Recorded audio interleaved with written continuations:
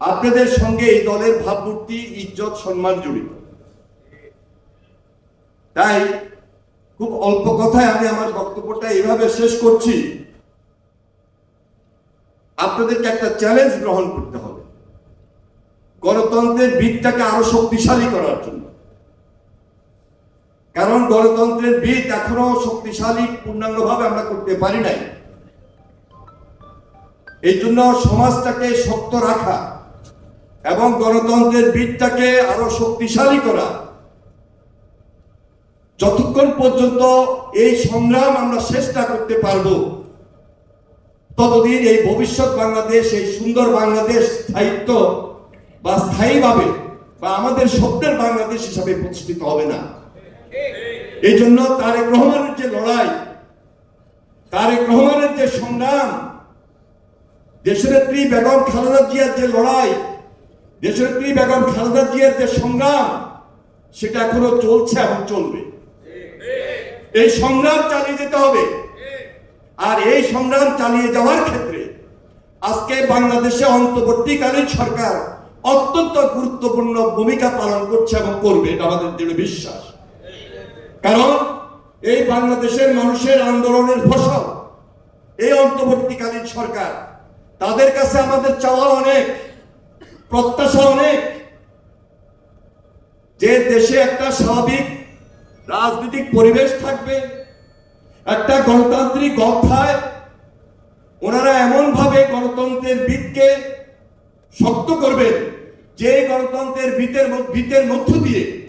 ভিতের মধ্য দিয়ে বাংলাদেশ একটা জনগণের সরকার প্রতিষ্ঠিত হবে।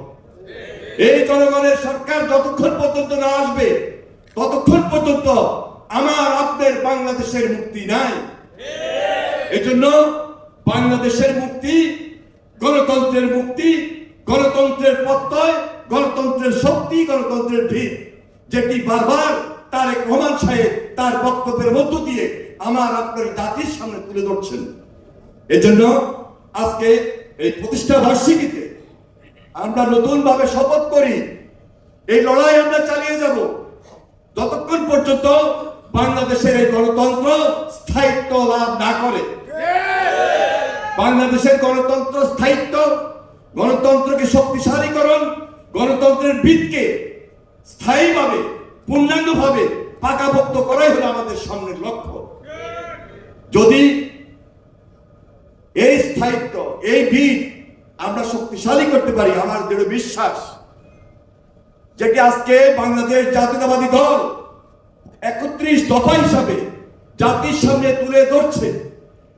তারেক রহমানের মাথা থেকে যে চিন্তাটুকু এসেছে, যেভাবে শহীদ রাষ্ট্রপতি জিয়া রহমান এই বাংলাদেশে বাংলাদেশী জাতীয়তাবাদের রাজনীতি প্রতিষ্ঠা করেছিলেন, যেভাবে দেশনেত্রী বেগম খালেদা জিয়া এই বাংলাদেশে সংসদীয় পার্লামেন্টের ভিত্তি শক্তিশালী করেছিলেন, আগামীতে আমার বিশ্বাস তারেক রহমানের নেতৃত্বে আজকে যে 31 দফা আমার আপনার সামনে নিয়ে এসেছে, ইনশাআল্লাহ এদেশের গণতন্ত্র শক্তিশালী রূপ ধারণ করবে, বাংলাদেশ মুক্তি পাবে, বাংলাদেশ ফেল করবে না।